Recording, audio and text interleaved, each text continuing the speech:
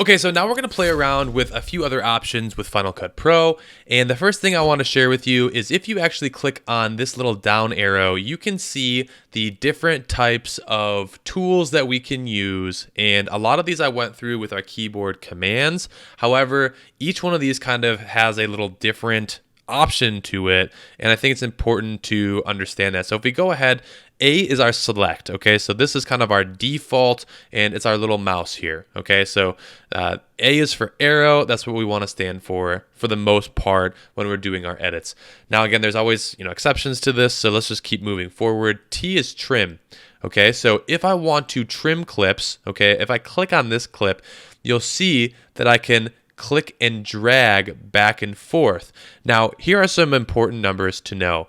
The first numbers here, the 0, 9 on the left side, that stands for how long the clip is. It's 9 seconds, and then I'm moving it back frame by frame. So now it's 15, 14, 13, 12, 11, 9 frames, okay? Now, if I were to move it forward, okay, those are what those two numbers mean there. Now, the same thing here with this +1, 13. I moved it +1 second forward and then 13 frames forward, 14 frames. And if I go even more, it's like now it's 8 seconds forward. Okay.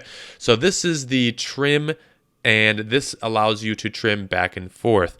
Now, if I also click here, okay, you can see that I'm clicking and dragging and moving the entire clip from that position. So let's say I wanted to really kind of scrub through this a little bit, right, and go there, like, I want to go right there. I can then use my B or blade tool, clip that, and then make that kind of the spot where I want to start. So the T or trim, okay, can do this for you, and it's very easy then to kind of move in and out of those clips just by clicking and dragging and moving around. So we're going to go ahead and undo all of that just because it was fun, but it's not what we want. There we go. Excellent. Now let's continue on, and the positioning is P. Okay, so now I have this positioning key, and basically what this means is if I click on this clip and I'm grabbing and taking the entire clip with me, okay, it's positioning this from here to there to wherever I want to position it, okay? So really what you're doing with the positioning is you're able to move the clips around and position them over the top of each other, and that way, again, you can kind of go back and forth. See, if I take this clip and I move it all the way to the front, it's going to position it in between these two clips. So let's undo a bunch of this because I didn't want to actually make all of those little edits, but that's what the positioning key can kind of do for you. Another tool that you can use is the R or range selection tool. If I go ahead and click on this or just click R, I can now select in between these clips or any of these clips this certain range. Now, if I have the A arrow key, you can see I can't do that. It grabs the entire clip. But if I click R, right, I can go ahead and grab in and make a certain range. This is very important because let's say I just wanted to take this and, maybe just delete that out of there, right? I'm going to undo that now.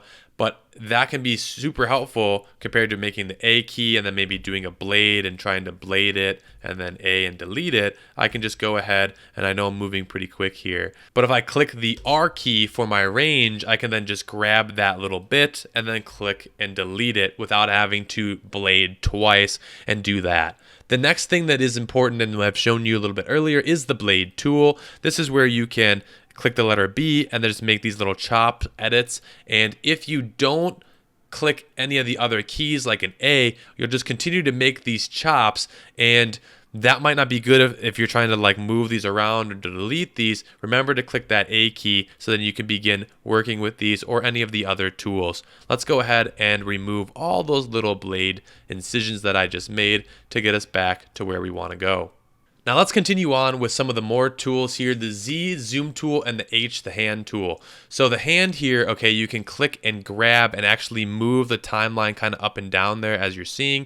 You can also use the hand to kind of move left to right and grab the entire timeline if you want to and kind of just shift it up and down.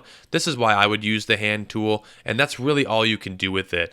Those are the tool options here, and I look forward to teaching you guys more options, more things with Final Cut Pro, and I can't wait to see you in our next tutorials and videos.